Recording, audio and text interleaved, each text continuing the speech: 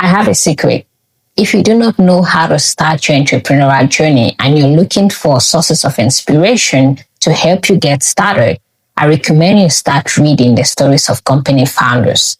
So I started reading about some company founders and I found some striking similarities between them. These similarities played a pivotal role in their successes. This is what I'll be sharing in this video. Make sure you watch to the end to get my lessons learned from these founders' story. So starting with Whitney Wolfe Herd. She's the founder of Bumble. You might have heard about her. Whitney used to be the vice president of marketing at Tinder. She played a very big role in getting the app known. But at the peak of its success, she had to leave the company due to claims of sexual harassment. So this is what I learned from Whitney's story. Her level of resilience is so high. She decided to turn her bad experience at Tinder into something valuable. Her first idea when she left Tinder was to create a social networking site for women where people could complement each other, not based on physical looks, but rather on who they are as a person.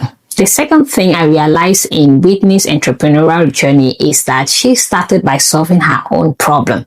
So she always imagined a scenario where a guy would not have her number, but she had his. So she could decide whether to call him or not.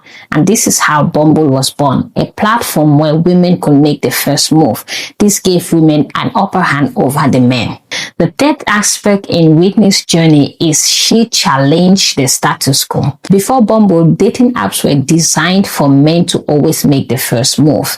But Whitney changed all of that by setting up a platform where women actually had the upper hand. They could also make the first move. The last aspect in Whitney's entrepreneurial journey that makes her unique is her willingness to own and reinforce her story. Whenever Whitney's name comes up, you hear of her Tinder experience and how she was able to change that into something valuable. By constantly sharing this story, this has created familiarity and trust for her. The second entrepreneur I recently read about is Drew Houston, the founder of Dropbox. Like Whitney Wolfe, his entrepreneurial journey started by him solving his own problem. So here's how it started.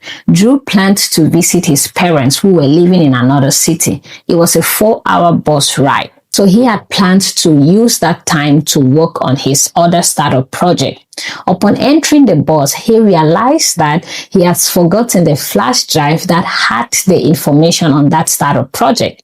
At that point, Drew asked himself why it wasn't possible for people to access their files anywhere and at any time. That is where he started writing the codes for that very idea. So Dropbox was born. The second aspect in Drew's entrepreneurial journey is the willingness to also challenge the status quo. When he created a demo of his Dropbox idea, people challenged him and questioned why he was creating another storage solution in an overcrowded market. But Drew had a very simple answer. He was going for simplicity and reliability. The last aspect in Drew's journey is his story and his willingness to always share it, whether in interviews, in pitches, or in business meetings. This has made him to build familiarity and also trust around his name and around his brand. Let's look into the third entrepreneur and her unique aspects, Sarah Blakely, the founder of Spanx. She also started by solving her own problem. First, she didn't like how the lines of her hose ran across her toes and also how her stockings felt on her. Sarah took matters into her own hands by working on her own pantyhose, and she liked the result.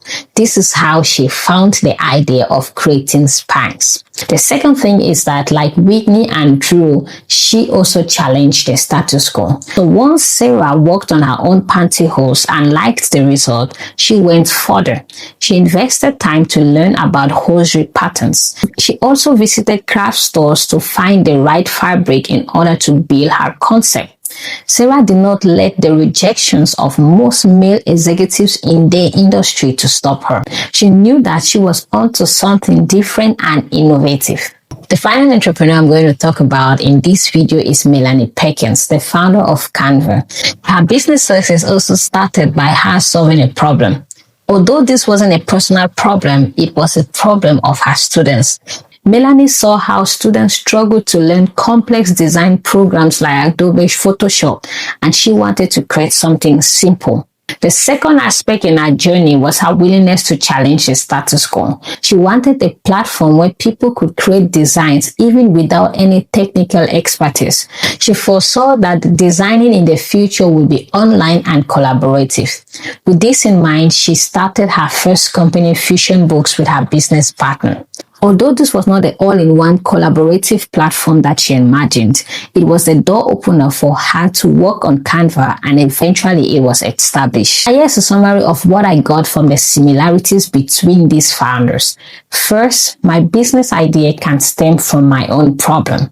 By solving my own problem, especially a relatable one, I could extend the solution to other people and eventually build a business out of it. The second thing I learned from this founder's story is that I shouldn't be scared to challenge the status quo. Change is the only constant, so no one should be scared to challenge current solutions by introducing something different and innovative. And the last thing I'm thinking from these founders' stories is the willingness to own and reinforce my story. This will create familiarity and trust around my name and around my brand.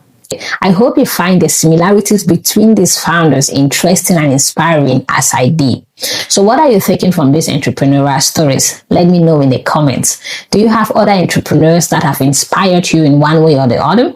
Please share them in the comments. Please do not forget to like, to subscribe, and to turn the notification button so that you know when I post another video. Thank you for watching, and I will see you in the next video.